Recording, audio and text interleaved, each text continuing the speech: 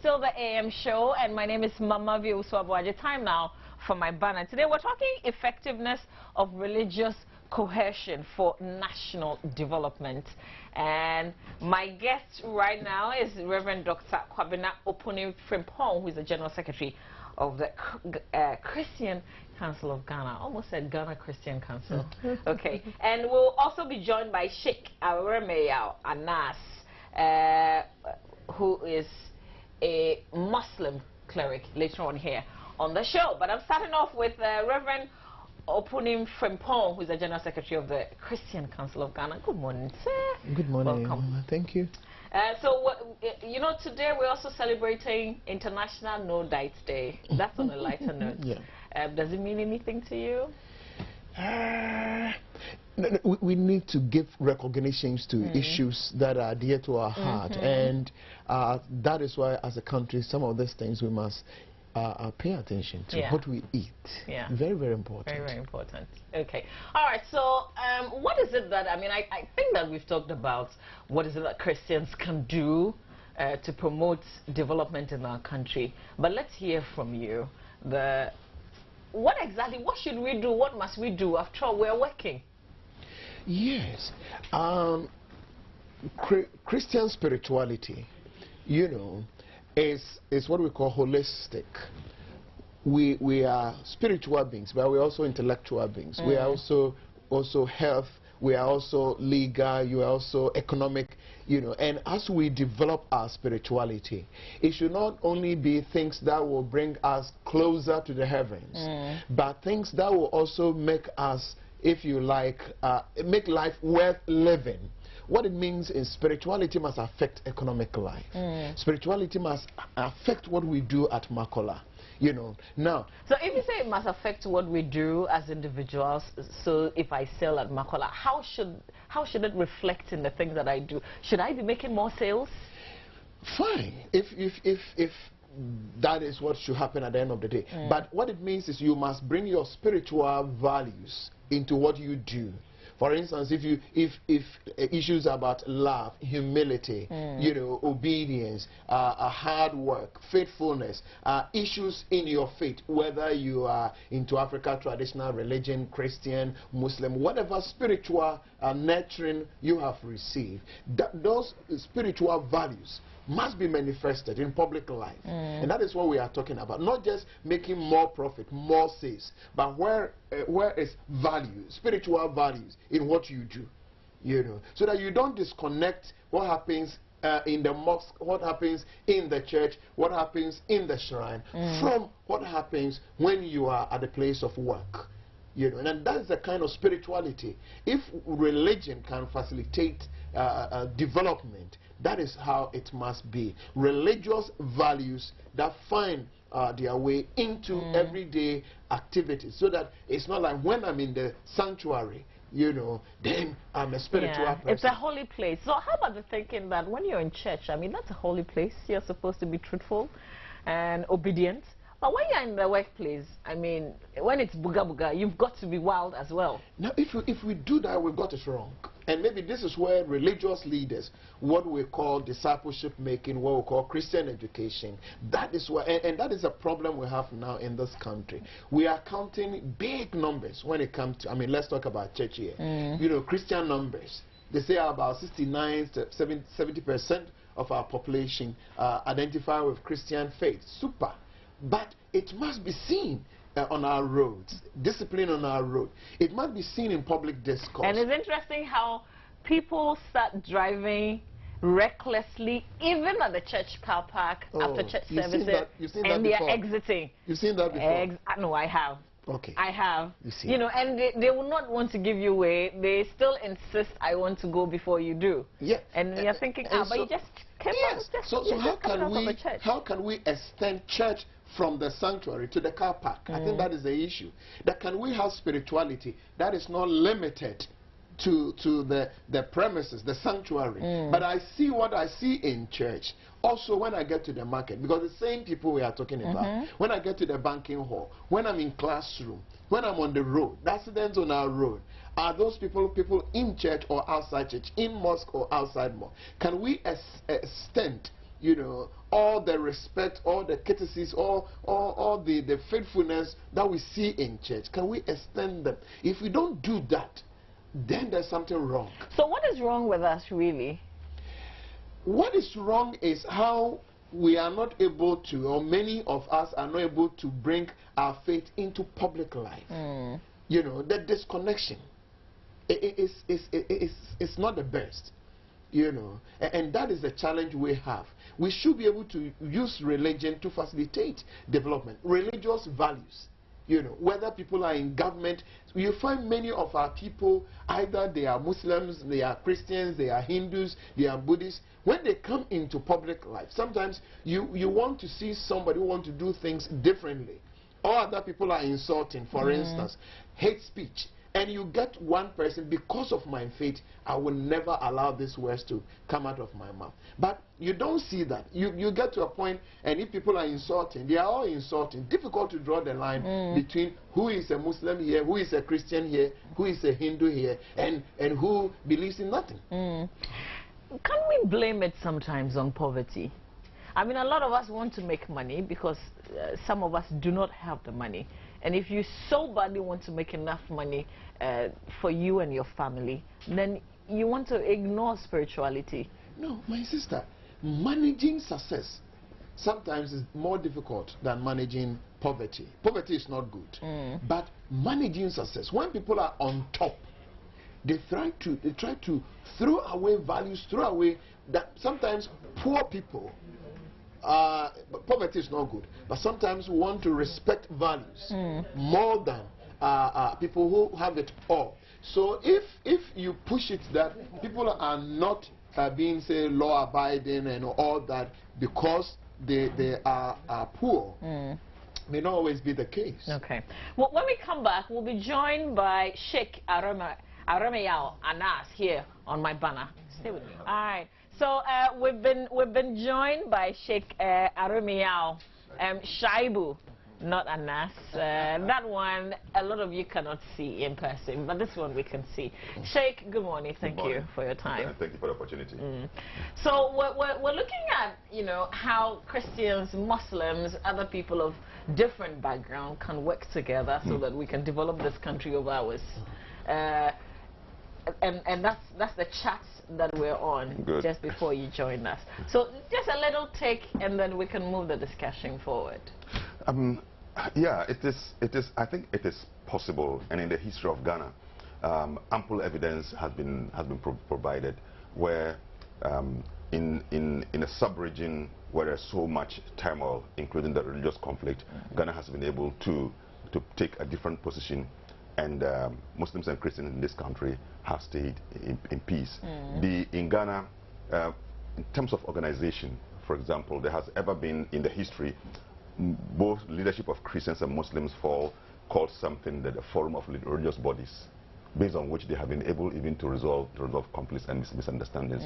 Now it's been moved to another level where we have what we call the GCRP, the Ghana Conference on Religions for Peace, in which the top notch of religious leaders form the governing council, below which there is what we call the executive council, composed of practitioners of different religions, and it's been so wonderful. So I think that it is a very possible thing, and from the angle of, I mean, we are both students of religions, and from the angle of comparative study of religion, where we study what we call, I mean, religious pluralism as opposed to religious plurality. Plurality is where we are emphasizing the difference and we are in different compartments. We don't understand ourselves and we claim rights unnecessarily. But pluralism is where we agree that there are a variety of religions, and then practitioners live in one and same environment in which they share common rights and so on and so forth, and they accept their common values and common challenges as even citizens of a country, based on which they can work together and relate together. Can we confidently say that, you know, we can work together in Ghana? I mean, your meeting, for instance, your top-notch meeting with leaders across, is it not just a meeting, you know, just to have people and then people would say, oh yeah, they tolerate each other? Is it not just for the show of it?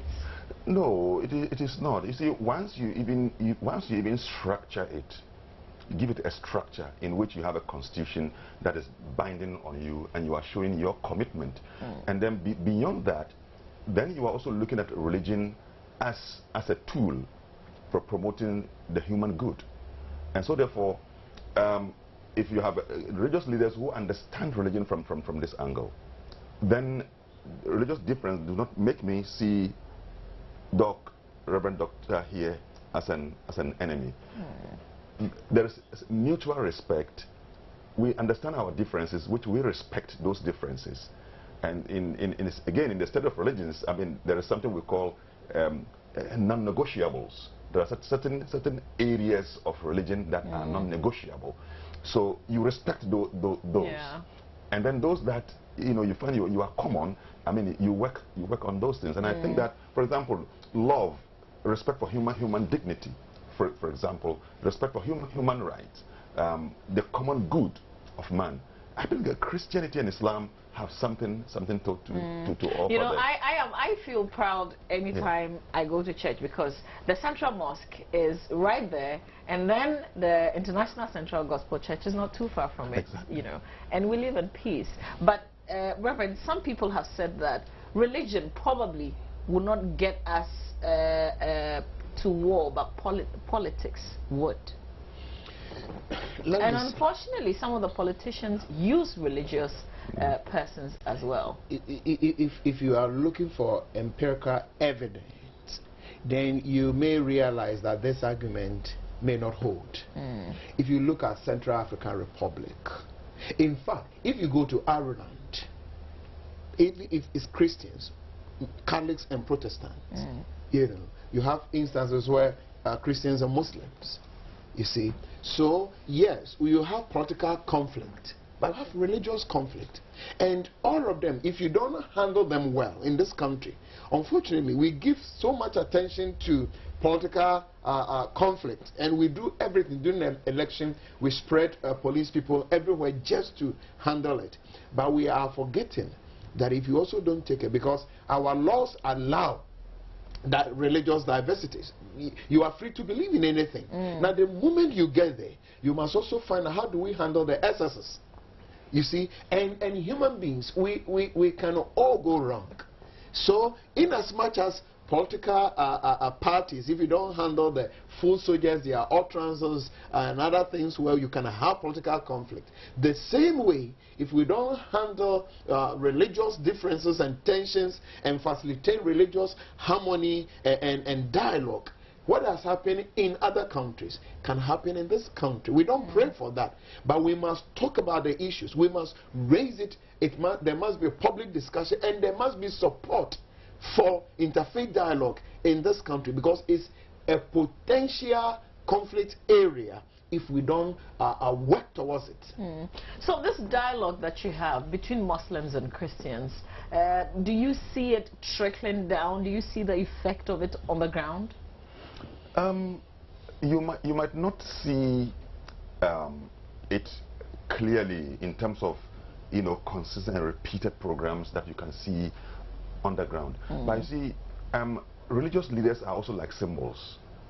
That when they showcase something, for example, if the national chief imam is seen, let's say, with Cardinal Appiah Texan together, I mean, either on television, people like watching television, and they see that these two people are together talking, or there's a certain message, especially around elections. This brings in the political dimension, especially around elections, where we are now very much concerned about the peace. And you find that it is this religious leader that are brought to the forefront, because everybody believes that with religion comes peace if it is well handled.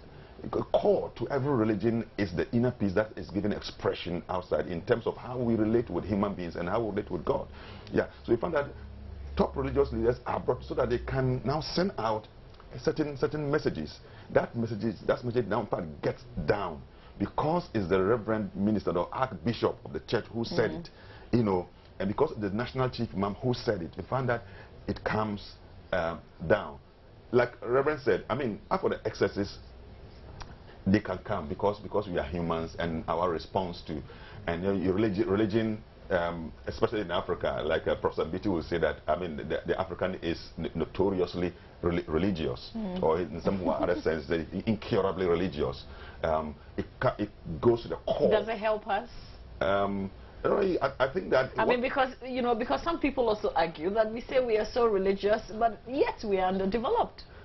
Well, and that is the human aspect of it.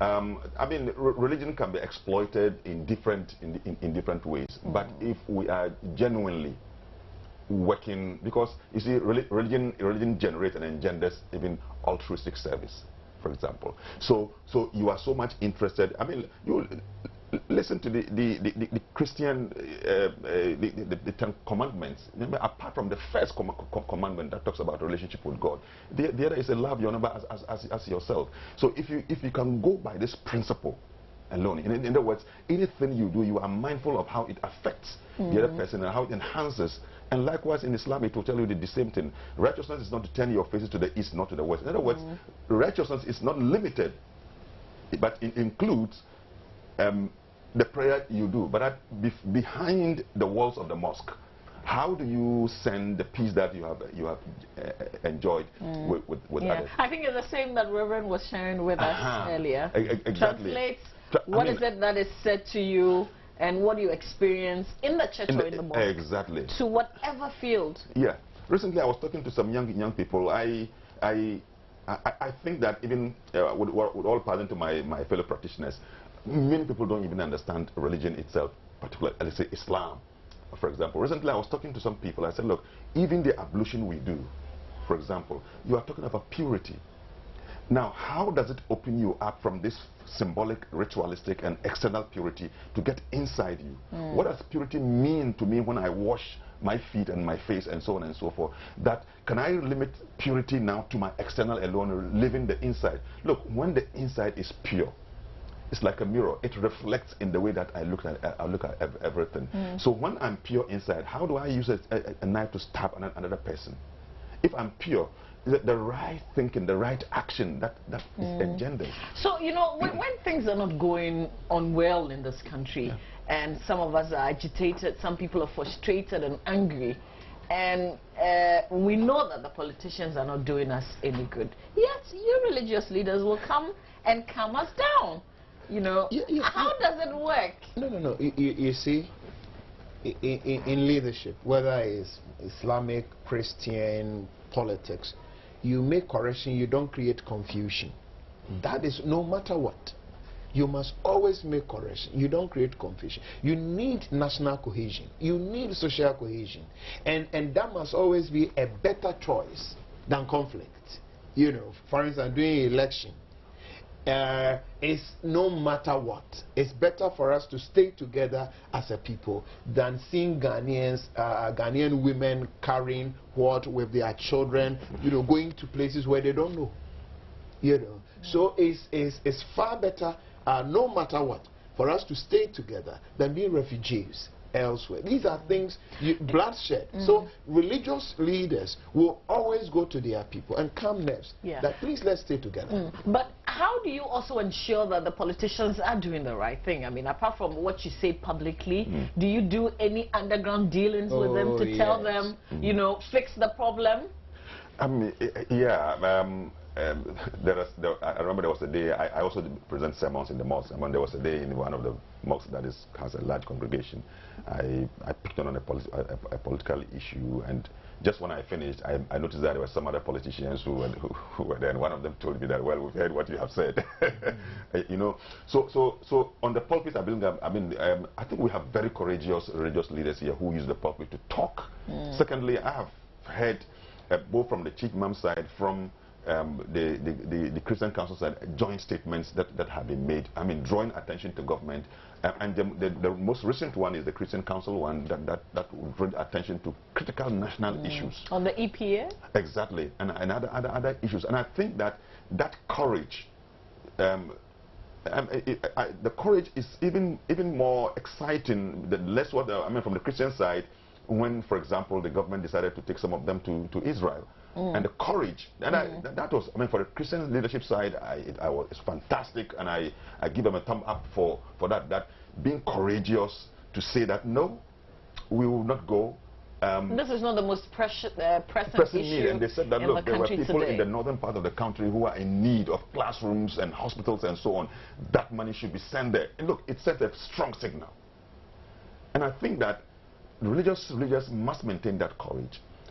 Refuse taking gifts from politicians. I will underscore that. Would that be an easy thing to do? I mean, it's not easy. Like in my community that I know, and I don't apologize to anybody. I mean, politicians do come to our communities, especially during campaign times. And I refuse, and I talk against it, that, look, let us not accept these things, because once they give it to you, they buy you. So that you lose the moral grounds and then the courage to be able to tell them, to question this and that. And I think that I will encourage religious leaders to forge a certain kind of collaboration when it comes to national issues, our education, our health system, things that have to do with the everyday survival of the citizens, that religious leaders represent the conscience. And I think that on that note, they must have a common platform. The conscience and the need of the people must be represented by religious leaders. That regardless, whatever the circumstance, the people must have opportunity for quality life. And who are those that have the conscience and the tongue to be able to bring this? Every politician belongs to one church or the other, or attends one mosque or the other. They come every Friday, every Sunday.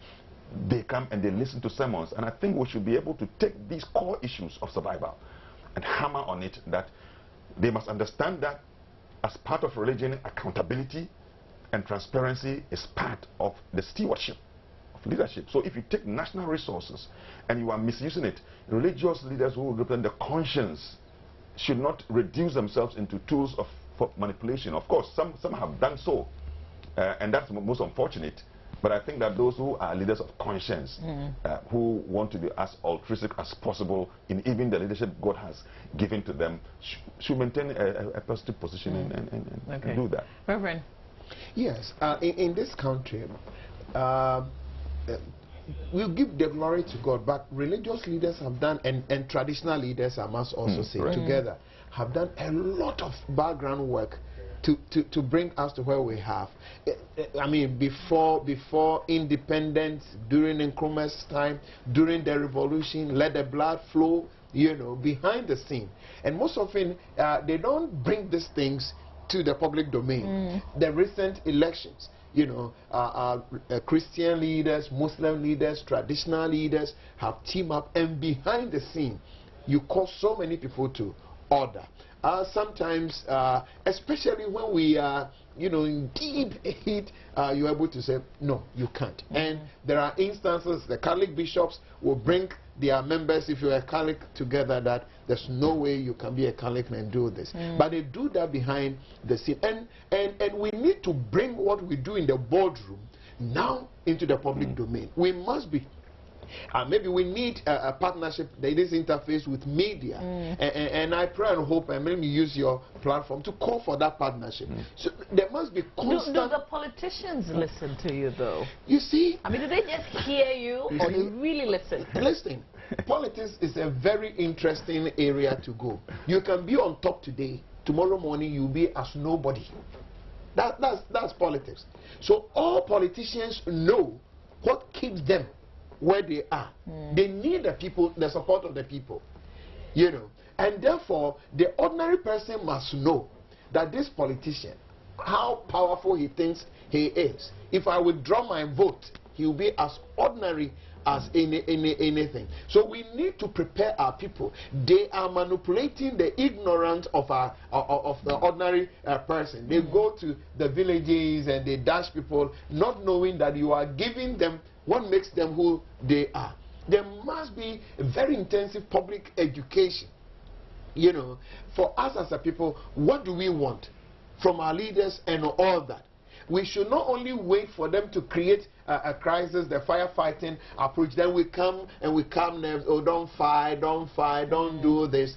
We must be proactive. Go ahead of the issues. Be doing public education so that by 2016, ordinary Ghanaian young person know what to expect from politicians. Enough of this manipulation. You come, you give us mobile phone credit, fried rice, you push us into vehicles to go and cause trouble. Not this time. you know, and there must be public education. We should bring some of the things we do behind our scenes to the public. And get, you know, there must be a way of mobilizing communities for social action. Bring so many people, women group, youth group, all others, that enough of this manipulation. If we can empower our people to be part of the process like that, we will get somewhere. At the moment, there are some smart politicians who know that, oh, let's wait for the next 4 years. I know how I'll go and be very nice, even if I don't believe what they will forget everything that happened before. Oh, my brothers and sisters in the Lord Jesus Christ, they clap for me, I get their vote, and then we'll continue. That must stop. Sheikh, let's cross over to Nigeria. I mean, it's right there. They're in the news every day for the very bad reasons, and some of the reasons, I'm sorry to say, that is why sometimes, you know, as Christians we have a certain mindset about Muslims, because we hear Muslim militants, you know, Boko Haram, and they're doing all these things, and that makes us sometimes afraid of our other, you know, colleagues. So how does it make you feel? I mean, is it an Islamic thing? You see, what makes religion interesting is sometimes people say religion is guilty of creating some of the most horrendous conflicts in the world. Then we say that no, religion is not guilty, but how man applies and interprets religion is the issue. Why is that I'm in Ghana here and I'm able to sit with the Reverend here and we are talking, and we've been friends for a long time? Okay, then let me even chip in something. Just 2 weeks ago, the Ahmadiyya movement had their national convention, and thousands of people, about over 13,000 people, and I was invited. And I went there in my character, and I knew I was a Christian, a pastor, in a minority, in the midst of, and they allowed me to address them. And I felt love. Ahmadiyya? Yes, I'm surprised, because I know that Ahmadiyya is the strict one, right? Yes. And I felt I was respected. I stayed there for long, and I was ready to do anything. And the people were not hostile towards me. You know, but my concern is, how can we bring that from Pomaze and near Winnipeg to Nima, to the north, to Volta region, to every corner of this country? You know, but I have experience. I mean, the issue is exactly. I was invited by my colleague. I work as a regional manager of the Islamic Education Unit, and I have other Christian colleagues who also head in Christian Mission Educational Units, for example. There was going to be a function, and my Anglican colleague called me to come and talk to the head teachers of the Anglican schools, and it was in a church, and St. Monica's Anglican Church. So in my introductory remark, I say, wow, where can this thing happen? I mean, a full sheikh, you know, mounting a pulpit in the Anglican Church. I mean, and the people were happy that I was there, and it's the vice versa. So it has to do with the mindset. It's most unfortunate. I feel very bad. You see, this thing is happening. Sometimes you look at, I mean, a group that even attacks its own fellow practitioners who are Muslims. This one, the attack is not even against... So is it a teaching in the Quran?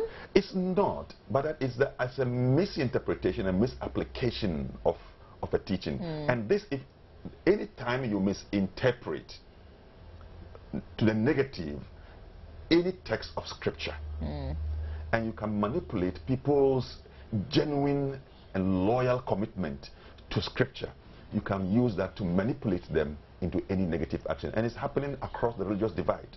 I mean, Christians are worried about the Lord's Resistance Army, for example, in Uganda. How can the Reverend here accept what is happening, using children, soldiers, for example? He just set an example of the Protestants who have used religion to kill people for this whole long time. It's most unfortunate, but the one that comes in history, in more contemporary history, which is a worry for all of us, is the Boko Haram phenomenon. Not Boko Haram alone, but even Al-Shabaab and Ansar-ud-Din in other parts of the northern part of Africa.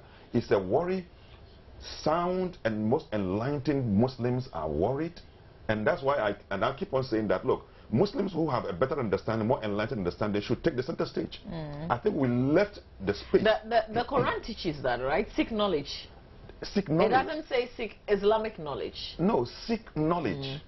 But knowledge is so broad. Knowledge that gives you an enlightenment, and talks about knowledge with wisdom.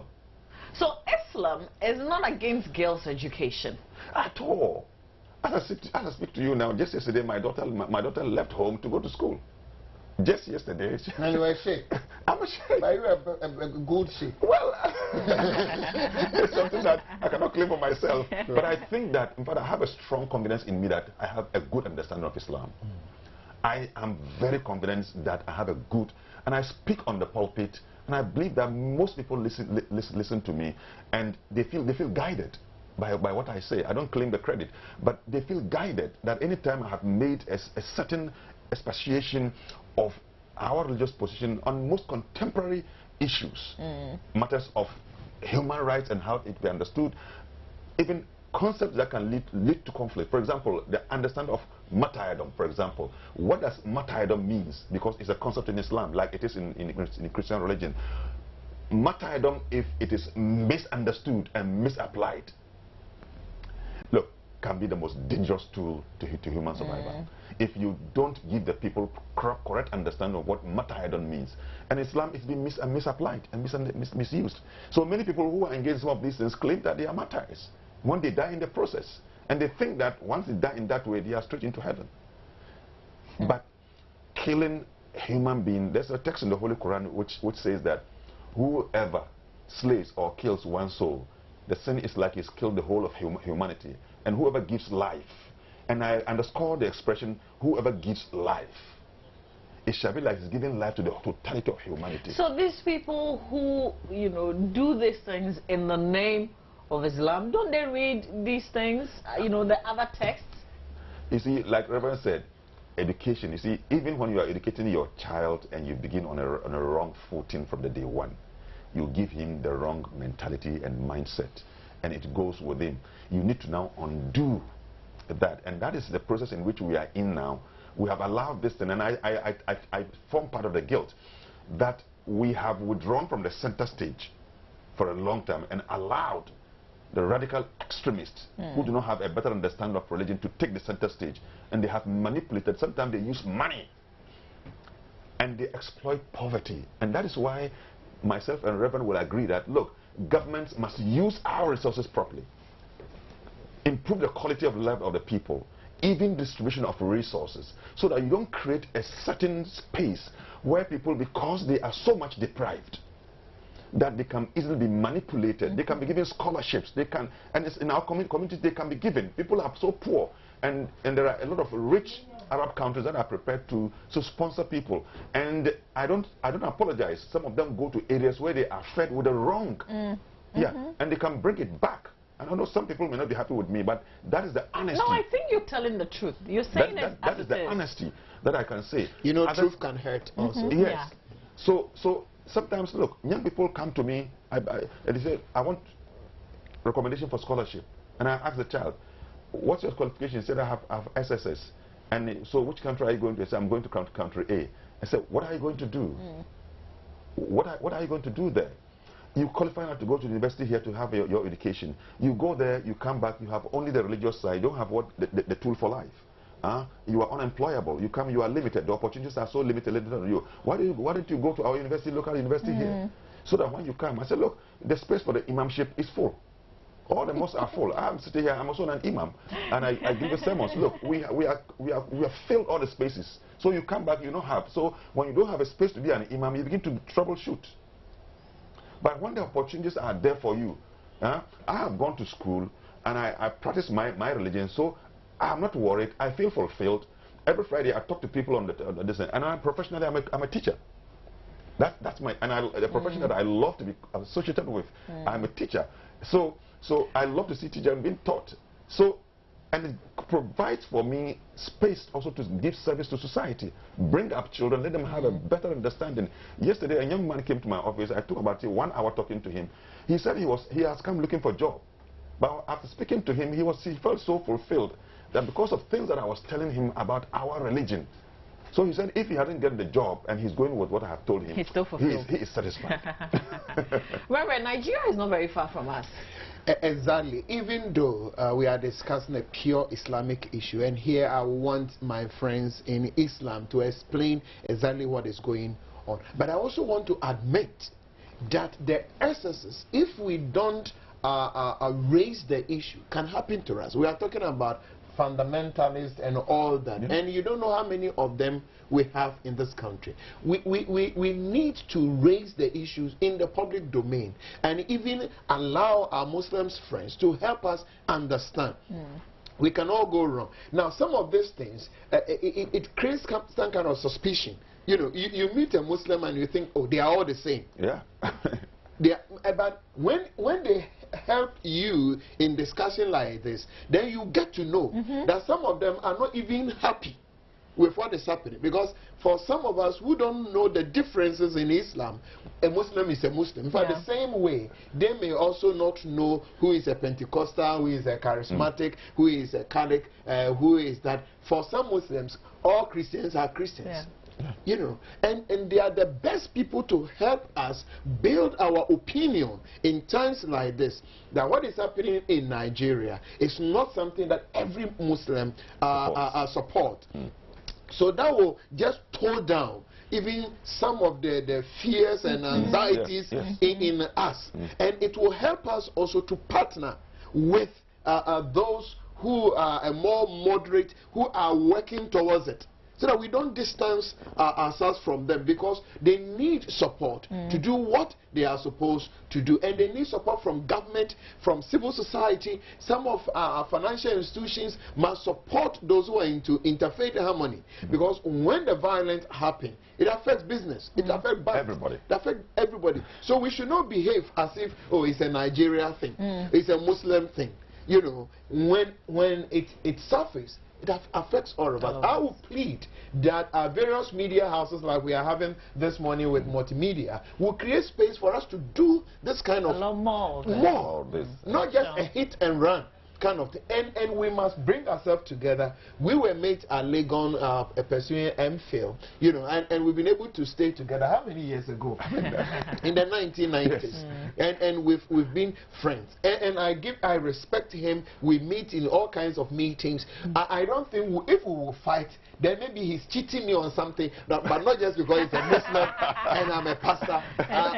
You know, we need that in this country. Yeah, sure. And we'll keep preaching and we'll keep working together with you. I appreciate your time and your presence here this morning, and the education, the insights, really. Thank you so much for being here. And